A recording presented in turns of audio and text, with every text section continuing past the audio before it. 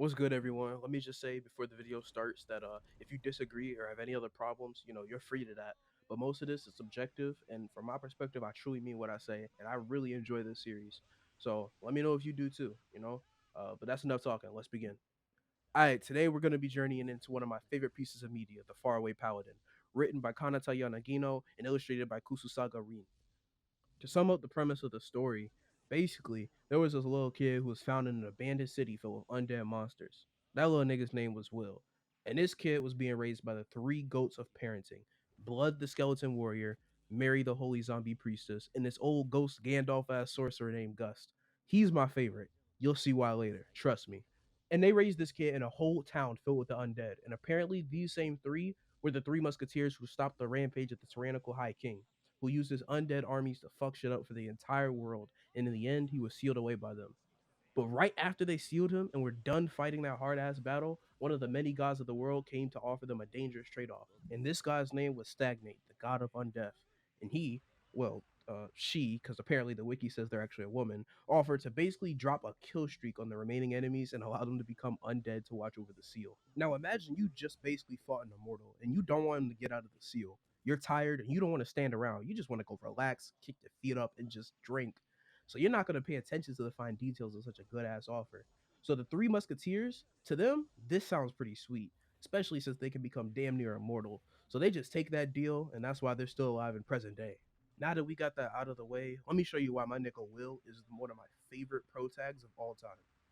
After Will grew up a bit more, these niggas truth bomb him, telling him that their souls were gonna pass on because they feel at ease leaving him to guard the seal. And I'm just like, that makes no sense. They basically are saying, you got that, gang, and we're ready to just go be one with the force. And we're gonna leave the most notorious nigga, the NBA young boy of this verse, the John Morant smoke demon, to this little nigga who just finished Old Head Academy. I don't trust it. And then when they started explaining, this nigga Stagnate come out to cut like a hungry nigga cashing a check and told them to hurry the hell up.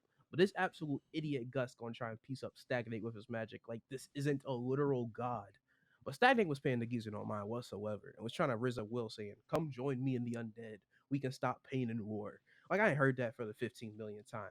Like god dang, nigga, I'm pretty sure I wouldn't want to be looking like Zombie Joe for the rest of my life, even if I am immortal. But my goat Will, not faltering in the heat of temptation, charges at this nigga with the power of his god Gracefield and sends this copy of Stagnate back to the Shadow Realm, essentially banishing this nigga until he recharges his fucking chakra. And I'm so glad that he did this because that would have been terrible for him to make the same mistake as Gus, Blood, and Mary. Although this nigga Stagnate still got Blood and Mary. Gus got spared though because he doesn't trust Will enough yet and he loves his gold coins. But I believe about the first part a little bit more because I love Gus. Gus is cool. But anyway, against all odds, Will had the balls to accept fate and push past all the BS, and I respect that heavily. It's something I can relate to on a personal level. Because Stagnate was a literal god and was giving the deal of a lifetime. But Will didn't falter. He had already pledged his allegiance to Gracefield and did not go against his convictions. He accepted that people live and die, and at the same time, that's a part of life. He refused to believe that the only way to peace was through Stagnate's control, and I felt with that heavy. But now we're going to be moving on to some manga only stuff, so if you don't mind being spoiled a bit, this would be the time to click off now and read this damn masterpiece for yourself. So after all the shenanigans Will goes through for the rest of the anime, like owning his own city after defeating a big ass wyvern barehanded, or some WWE SmackDown type shit, he befriends a dwarf that is the great descendant of a dwarven king who's talking about avenging his people. And so after a few side quests, Will and his crew decide to go slide on the dragon who took over the Dwarven Mountain Kingdom, basically the canon event for the descendant so he can finally grow a pair and get his people out the trenches. So while they're in their training arc, Will and the dwarven descendant named Vindolfer go out into the forest. And while they're out there, they wind up going into some cave or tunnel and see another one of Will's biggest Dick Rider copies again, the Gotta Undeath Stagnate. And so Will already see this crow and know what's up and cuts the bullshit talking about, hurry this shit up. I ain't fucking with you after you take Mary and Blood. I'll spin back and snap your neck right now, gang. So talk. And Stagnate get all horny for this nigga and start saying some freaky shit and making Will sort of uncomfortable. But the reason Will is so weary of Stagnate is not because of how fake or how much of an enemy they are.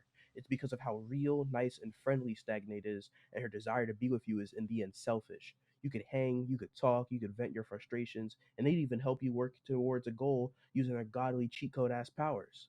But Stagnate would use all of that to gain your help, and at the same time, you'd lose your faith in those who you call your comrades and those who you hold dear, relying solely on Stagnate. They'll trick you into their selfishness and desire to have you, while in the process destroy any chance you have of being on your own or returning to a state before being with them. And then when Will is getting annoyed and about to leave, this freaky frog stagnate goes into Will's mind and shows him his own death, saying, "Don't go fighting that dragon, you see, 'cause I likes you and I wants you. So come on over to my side for real." And as one can imagine, Will was shook. I mean, anybody would be after witnessing their own death firsthand. What would cause it? They feel it, all of that. Anybody would feel like that. And so he's sitting back at home knowing that he has to defeat the dragon now. And bro starts seeing a darker version of himself that is telling him what he already knows, that he may have acted like a carefree and free spirited hero who was full of life, but that was only because he knew he could defeat all those enemies with no issue, no problem. After all, he was trained by some of the strongest when he was a kid. But now that his life is possibly in danger, Will's too afraid to put it all on the line for those that he so boisterously stated he'd protect. Because at heart, he still is a loser from our world who only retains slight memories of Earth. Before then, he'd never done any of this. And until this point, he'd gotten lucky or carried around by those in high power, whether literally or political power. But this time, he doesn't have them to help. Everyone is looking to him as the help. And Will feels crushed by the pressure of death. And I love this being shown because while in a lot of media there might be a slight show of that, it's always a quick, goofy zoom in on the face or effect that shows fear for an instance. This is different. It quite literally shows Will breaking down to the point where he questions if he's even changed and became a better person than before. Now, when in the face of adversity, Will comes to accept that he is a coward and weak. He has to come back to reality and accept that he is not some immortal isekai hero who one shots everything. All he is someone with a little more power than the average strong warrior and slightly more capable. Will is still a person with real problems. And his circumstance of being reborn, his circumstance of being surrounded by strong allies, his life, all of it came down to chance, to fate.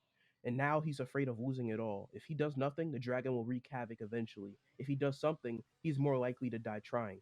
He was blessed with more than what most could gain and still cannot bring himself to risk it all for people who have less. He is a hypocrite. He often spoke so proudly about protecting the weak, and yet he can't even do it now.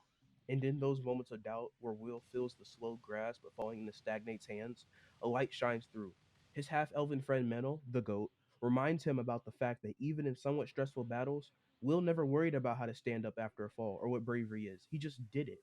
William G. Maryblood is the star that shines with the light of Gracefield, and he will not stop fighting against injustices until it is driven away or until his light is extinguished. That's who he is. Menel and everybody else, they felt fear. They felt all of that. Will was the only exception, and now that he's coming to terms with what everybody else has, Menel is there to pick his friend up and show him the way. This is another example why I simply love Faraway Paladin and William. The world of it just feels so real. It's as if, even though this is a fantasy world, the stakes are not lowered because of magic and gods. If anything, it raises the stakes. And he doesn't need a reason or to weigh the cost of fighting for what's right, even in the face of knowing this. Compared to the comforts of his previous life, this is new and harsh, yet he's decided to accept it and do what he can instead of lying down and doing nothing. That moment drew me closer to this piece of media. It was on a level that I could understand even with my pea brain, and something that I resonated with, and I believe many others could too. And with that revelation, Will and his group journey to the home of the dragon and the dwarves' old mountain home. And so to finish this off, I'm gonna skip a little bit and give some more lore. Apparently, that dragon was hired by the High King to get the dwarves to bend the knee and aid him in the war or die. And of course, like the Chads they are, the dwarves didn't take too kindly to the threat and fought their heart out. They still all got clapped though. Now keep in mind, they were fully aware what they were getting into. This dragon wasn't any ordinary dragon apparently. Its name was Valasurka, and was also known as Calamity Sickle. Cold ass name by the way. It was known for being so strong even the gods were weary of him. So he was truly him status. But it turns out the dwarves injured this goofy ass dragon, and so he was sleeping in their mountain home as a weak flex. So you can imagine when the descended Vindolfer had become a part of William's crew, the next journey was going to involve retaking the dwarves' home. And as we know, that's exactly what happened. However, before they went to the doors of the Fallen Kingdom, they took a pit stop at an elven village. And before departing, my boy William went to go sit down and de stress a little bit. And just like the Sneaky Tom meme, Stagnate came out the cut once again saying, "This is your last chance. You should let everybody die so Gracefield will gain believers through your other good deeds so you can slay Valasurka." But my goat Will already caught on to what Stagnate truly wanted. While it was a sound argument, if he did that, the oath and faith he's relied on would be destroyed. It's a matter of principle. To betray someone in their trust, their bond with you is to betray yourself as well. If William took that route, Who's to say he wouldn't become hungry for more power and repeat the events multiple times throughout many different inhumane methods? Going down that dark path opens new routes that could lead to self destruction.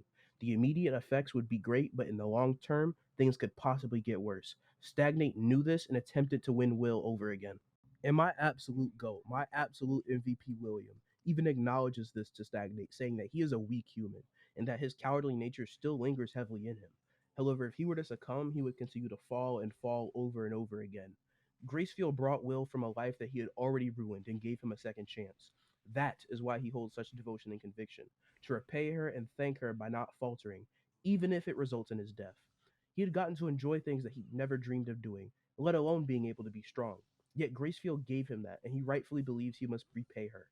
After that, Stagnate was gassing him up, agreeing that the moment he gives in, he'll never recover, and that if he didn't stand up to Stagnate, he most likely would have been an inferior version of those who trained him, living in their shadow forever. This, I believe, is what it means to be a hero, or even just someone who stands up to danger, to fight in the face of adversity, regardless of the odds against them. People like Martin Luther King Jr., Rosa Parks, Harriet Tubman, Sojourner Truth, and many others in history. And so Will's group traveled to the west gate of the Dwarven Mountain Kingdom called the Iron Country. And when they opened that door, let me tell you, shit got real quick. Immediately, everyone felt the presence of a massive eye glaring at them with disgust, interest, and arrogance. Everyone there had also felt the cold hand of death. It looked like they were about to piss themselves on the spot. Their first primitive instinct kicked in to run, but William managed to dispel the strong gaze with magic and encouraged them all to charge in there. So after they beat this fodder ass demon bug, they met Volacirca himself, and that nigga towered over them like crazy. And Volacirca was already prepared for the smoke, telling them the rep they set before they died with his fake small looking ass. So now they had this big ass dragon Volacirca fighting William for the honor of the dwarves and to prevent their city from getting scorched. And that's when the hardest convo in manga was born. So apparently, this nigga Volacirca don't care who he fighting with, for, or against.